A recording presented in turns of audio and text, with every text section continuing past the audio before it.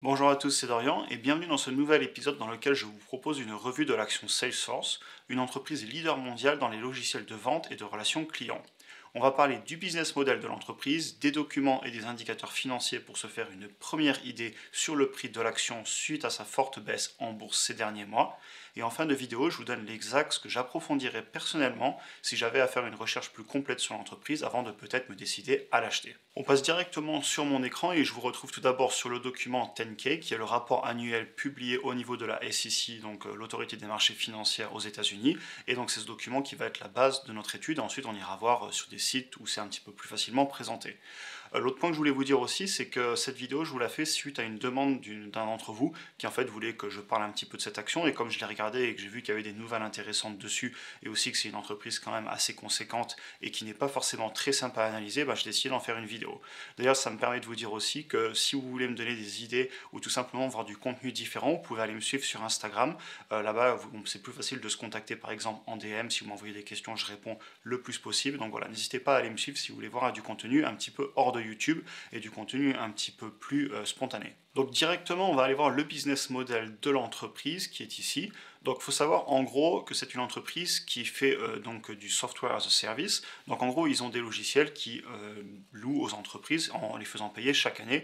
Donc en termes de services, ils ont principalement sales et aussi services du coup. Donc il y en a un, c'est un logiciel vraiment de suivi client pour les ventes, donc pour les forces de vente. Et l'autre, c'est plus pour tout ce qui est service après-vente, service aux utilisateurs, tout ce qui est gestion des clients, etc. Et ils ont aussi d'autres services comme les plateformes, un service aussi d'outils de marketing, d'email, etc.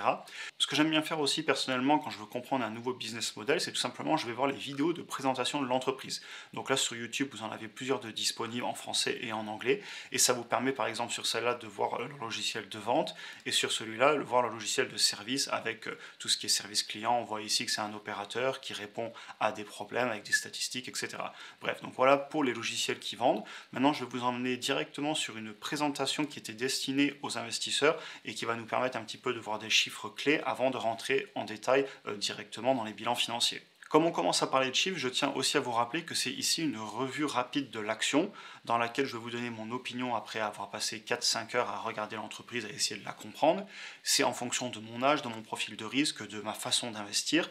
Et au final, vous devez faire vos propres recherches puisque si vous achetez une action sans savoir pourquoi, à la moindre baisse, à la moindre volatilité, et il y en a beaucoup sur le marché en ce moment, vous pourriez ne pas savoir pourquoi vous l'avez acheté, la vendre en panique ou en tout cas, dans tous les cas, si vous ne savez pas pourquoi vous investissez dans une entreprise, je pense que sur le long terme, c'est des énormes risques. Donc voilà, ça c'est dit, au final, vous êtes les seuls responsables, c'est votre argent et je vous invite à faire vos propres recherches. Ici, je vous partage juste mon opinion et surtout en fin de vidéo, je vous donnerai, à mon avis, qu'est-ce que moi je rechercherais si je devais faire une analyse plus profonde de l'entreprise pour donner aussi des clés et des idées sur comment peut-être je ferai une analyse à titre personnel. Donc tout d'abord, c'est une entreprise qui a une très forte croissance. Vous allez le voir tout au long de la vidéo, on va retrouver souvent cette thématique qui est une idée d'une entreprise qui a beaucoup de croissance depuis de nombreuses années.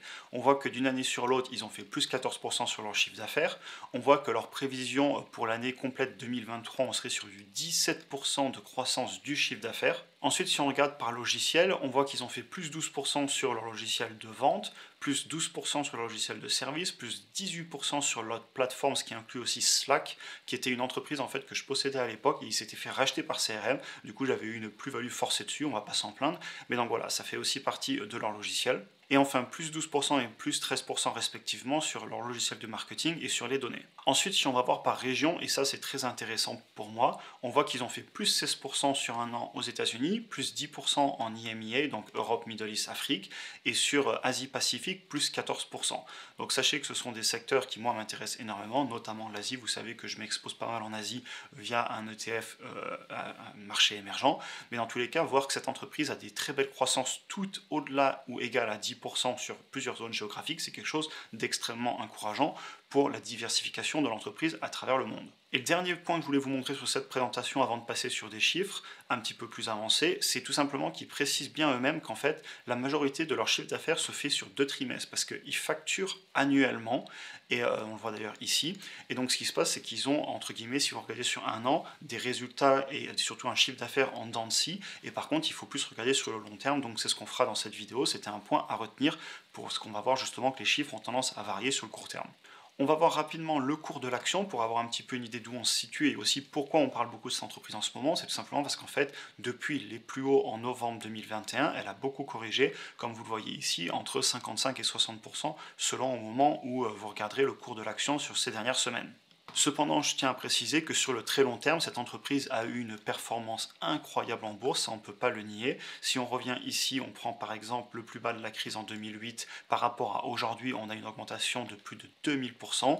Et voilà, donc globalement, l'entreprise s'est très très bien comportée en bourse. Et encore une fois, on le regarde juste après, au niveau des croissances, il n'y a rien d'étonnant, parce que l'entreprise a vraiment connu une croissance exponentielle sur ces 10 dernières années. Le dernier point d'actualité que je vous montrerai, et ça a aussi pas fait du bien à l'action en bourse, c'est tout simplement que le président, donc le CEO original, le cofondateur de l'entreprise, a décidé tout simplement de partir. Ce départ impacte forcément sur le court terme le cours de l'action en bourse, puisque ce n'était pas une bonne nouvelle, puisque le CEO tout simplement a depuis de très nombreuses années très bien géré l'entreprise, donc c'était quand même une marque de stabilité et de qualité de la direction, et donc maintenant on est un petit peu plus dans le doute, même si le CEO a déjà été annoncé, c'est une personne qui est aussi depuis très longtemps dans l'entreprise. Passons maintenant aux chiffres. Alors, tout d'abord, l'entreprise, comme je vous le disais, clairement, elle a une croissance de son chiffre d'affaires, si vous regardez ici, depuis 12 ans, qui est magnifique. Si vous regardez la courbe du bas d'une année sur l'autre, à chaque fois, chaque trimestre, on fait du 20, 30, il y a des mois même à plus de 40%, allez, non pas 40, 38,5% de croissance sur une année, donc c'est énorme, mais si vous regardez la courbe, elle est magnifique, rien à dire là-dessus. Donc jusqu'à maintenant, on a regardé le business model de l'entreprise. Est-ce qu'on comprend? Oui, globalement, c'est de la location de logiciels, du développement de logiciels qu'on vend ensuite à des clients. Au niveau de la croissance du chiffre d'affaires, on est assez impressionnant et historiquement, on a plutôt un très bon track record. Maintenant, on va regarder là, le troisième point qui est toujours pour moi très important, c'est les marges. Et c'est là qu'on va commencer à rentrer un petit peu dans le dur. Si vous regardez l'entreprise en termes de marge brute, rien à dire. Une entreprise qui fait du software as a service, donc du logiciel comme service, et on a une marge brute qui se balade au-delà de 70%. C'est normal et c'est excellent. On se compare ici à des Microsoft, à des Google, à des Adobe. Donc voilà, rien à dire. Cependant, où ça commence à faire mal, c'est quand vous regardez les marges opérationnelles et les marges nettes. Et là, on voit que depuis 10 ans, on a été en négatif, puis en positif, puis on est remonté sur les 5-6%. Ici, on a réussi à faire du 20% en 2021, et puis on a recommencé à dégringoler. Et donc ça, c'est quelque chose qui de suite me met entre guillemets une petite alerte, c'est-à-dire que l'entreprise, elle a l'air d'avoir du mal à générer des revenus constants, des revenus nets constants et à maintenir ses marges. On va aller voir pourquoi par la suite et surtout si on fait une analyse plus poussée, il faudra essayer de comprendre pourquoi et est-ce que dans le futur ils vont réussir à stabiliser. Parce que là le problème qu'on voit déjà c'est que ça va être très dur de projeter des chiffres dans le futur puisqu'ils n'arrivent pas à maintenir des marges opérationnelles et nettes stables. Donc comment on fait pour dire dans 5 ans combien l'entreprise va gagner et combien elle aura de flux de trésorerie disponible si on n'a aucune stabilité historique pour se baser dessus. Et donc ça c'est déjà quelque chose qui me fait dire que l'entreprise certes, elle a une croissance énorme, mais elle va quand même être pas simple à analyser et je pense qu'elle est assez cyclique au niveau des résultats. Et donc, on va quand même aller voir les résultats nets, mais ça, on va le retrouver de suite ce qu'on disait sur les marges. Et donc, voilà, vous voyez qu'on a eu plein de trimestres où on perdait de l'argent, puis on a gagné de l'argent, puis on a gagné énormément d'argent, puis aujourd'hui, on a même reperdu de l'argent, comme on voit ici au premier trimestre 2022. Et là, on a regagné un tout petit peu d'argent en résultat net. Donc, clairement, grosse fluctuation. Et donc, pour savoir ce qui se passe, on va aller voir directement dans le 10K. Donc si je prends ici au niveau du Statement of Operation, on voit qu'on a bien ici donc notre chiffre d'affaires qui a une croissance incroyable. En 2020, on avait fait du 17 milliards, puis du 21 milliards, et on vient de faire du 26 milliards en 2022. Donc vous retrouvez cette croissance vraiment magnifique. Et d'ailleurs, si on va sur Finviz rapidement, on voit là que la croissance du chiffre d'affaires sur les 5 dernières années en composé a été de plus de 25%. C'est juste énorme. Revenons cependant à nos chiffres, et donc on va voir entre guillemets où le bas blesse. Donc on voit ici qu'au niveau du brut, on est à 19 milliards, donc comme on le disait, en gros du 70-80% de marge brute, excellent. Et ensuite, on descend à résultat des opérations et résultat net, et là, si vous regardez, en fait, tout l'argent y part. C'est-à-dire qu'on a 4,4 milliards en recherche et développement, ce qui ne me choque pas, on est sur du à peu près 20% des 26 milliards, 22 peut-être %, il faudrait calculer, je ne vais pas le faire ici.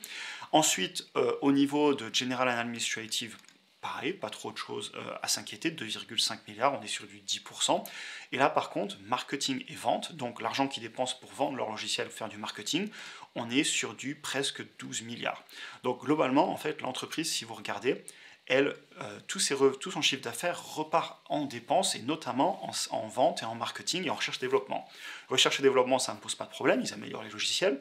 Par contre, ce qui m'inquiète, ça veut dire que j'ai l'impression que pour avoir une telle croissance, ils sont obligés de tout redépenser en marketing et vente. Ce qui d'un côté est logique, puisque pour avoir une croissance de 25% par an, il va falloir aller vendre son service.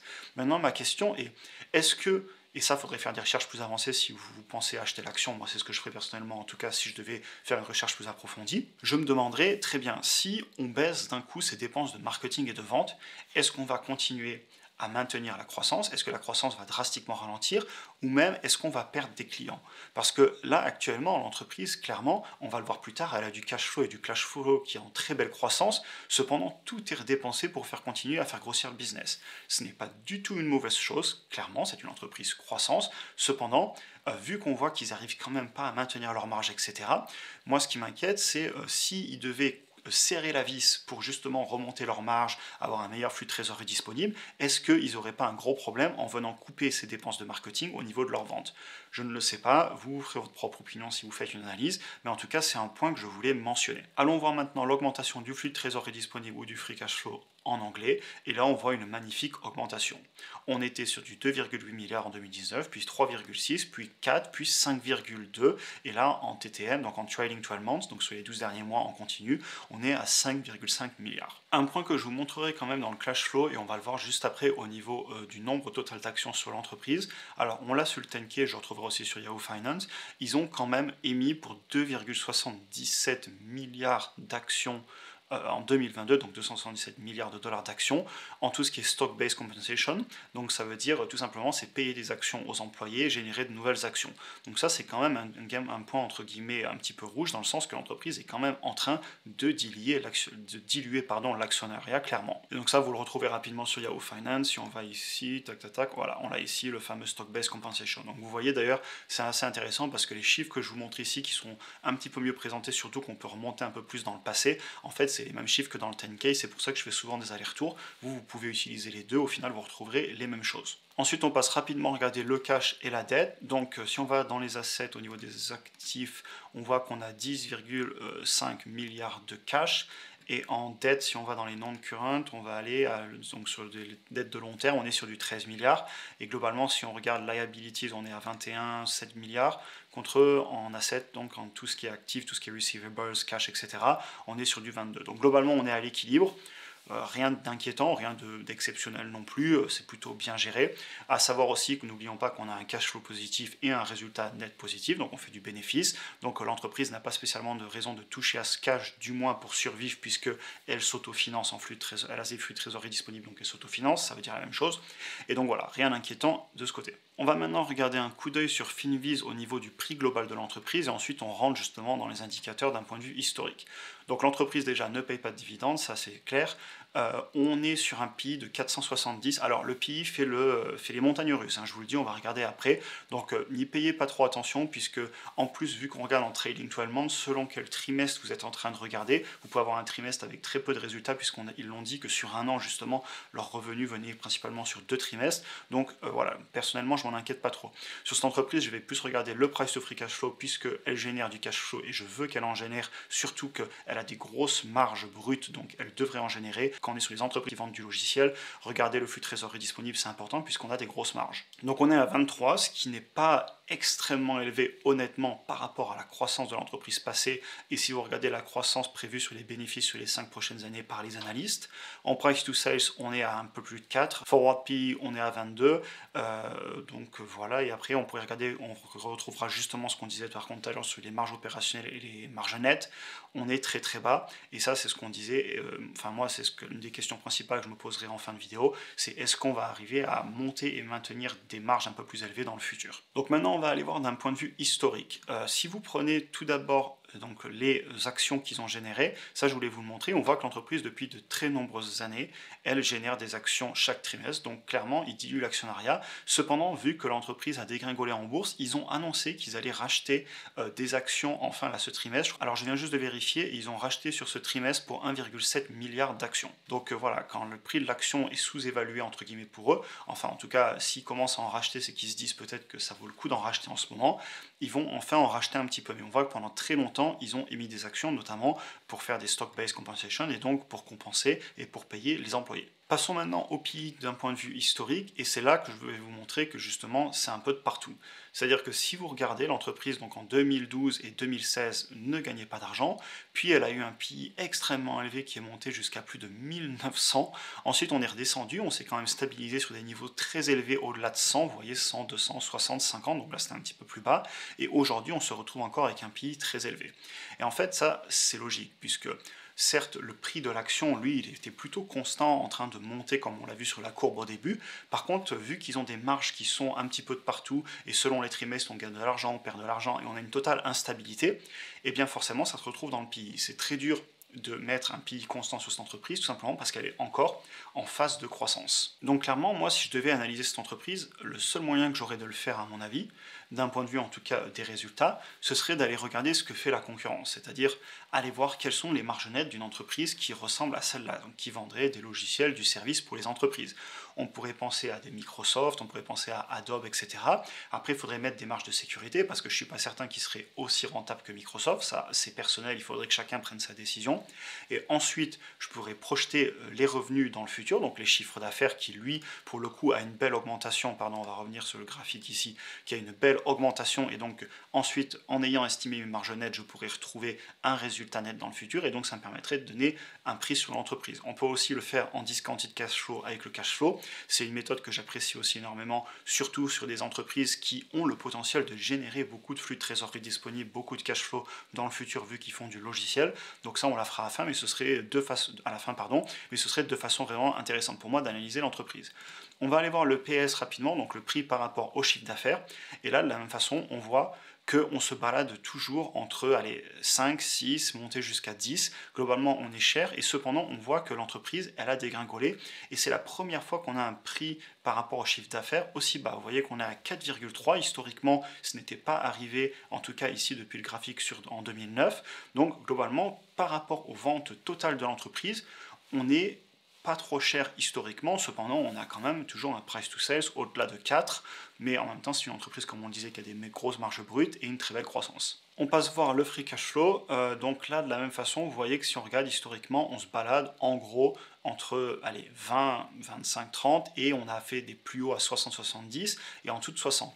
Donc globalement, là, ça vous montre un truc assez intéressant qui est que leur free cash flow, leur flux de trésorerie disponible, est lui, globalement, dans le temps, plus stable que les résultats nets.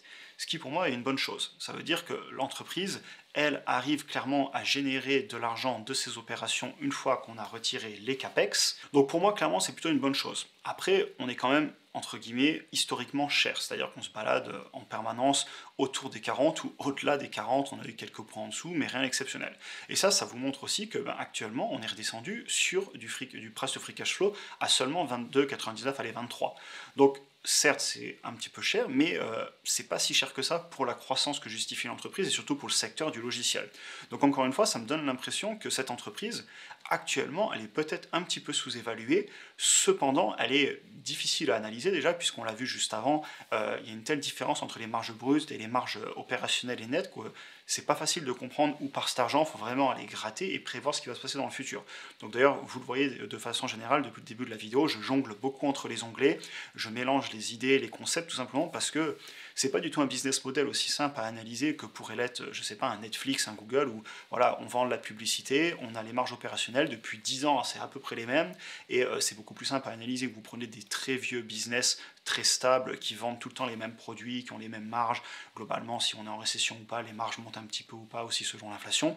Là, le business est clairement un petit peu plus dur à analyser, et je pense que vous le ressentez dans la vidéo. Bref, j'arrête mon monologue, et on passe de suite au discounted cash flow. Donc le discounted cash flow, c'est une analyse qui permet tout simplement d'estimer les cash flows dans le futur selon des hypothèses.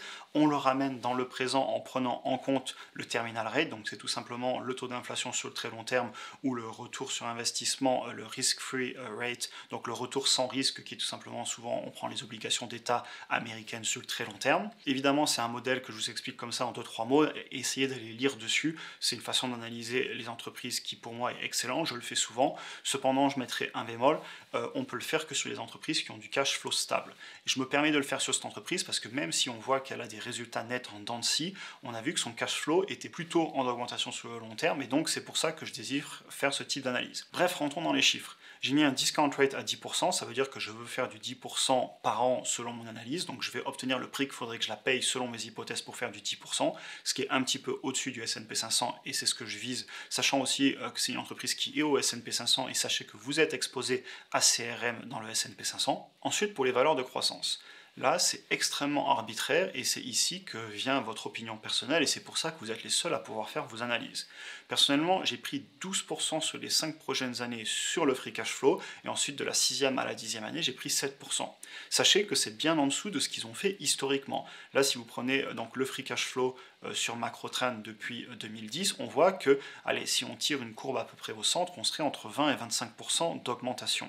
On parle ici d'augmentation annuelle. Donc vous voyez, je prends bien en dessous, mais j'ai mes raisons. Déjà, l'entreprise, il ne faut pas oublier que maintenant, elle est quand même assez grosse. Si on retourne sur Finviz, on voit qu'on est sur une entreprise qui pèse plus de 130 milliards de dollars d'un point de vue de la capitalisation. C'est une entreprise qui génère plus de 30 milliards de ventes, donc on commence à être sur des gros bébés quand même. Et je ne suis pas certain qu'elle puisse encore continuer à croître son free cash flow qui est aussi lié au chiffre d'affaires, et il va falloir avoir plus de chiffre d'affaires pour générer plus de free cash flow avec des marges à peu près équivalentes, sauf si évidemment ils améliorent leurs marges, et ça ce serait quelque chose d'excellent, mais c'est pas encore fait. Donc voilà, encore une fois, j'arrête de déblatérer, c'est les chiffres que je prends. Terminal Ray, j'ai pris 2,5%, beaucoup prennent 2, beaucoup prennent 3, écoutez, j'ai coupé la poire en deux. Un margin of safety de 10%, le prix de l'action, quand je vous fais cette vidéo, est à 133 $. Et donc si on regarde combien il faudrait payer l'entreprise actuellement, on voit qu'avec notre marge d'erreur de 10%, il faudrait la payer 100 $, sachant que le cours actuel est à 130 $. Donc ça veut dire que l'entreprise serait, entre guillemets, un petit peu surévaluée. Sachant que j'ai pris des hypothèses qui sont quand même assez raisonnables. C'est-à-dire que si la croissance que moi j'ai mis à 12%, vous la mettez à 15%, et ensuite sur 6 à 10 ans à 10%, et bien instantanément, l'entreprise, vous voyez, elle est pratiquement à un bon prix. Donc, encore une fois, c'est là que sont vraiment les limites.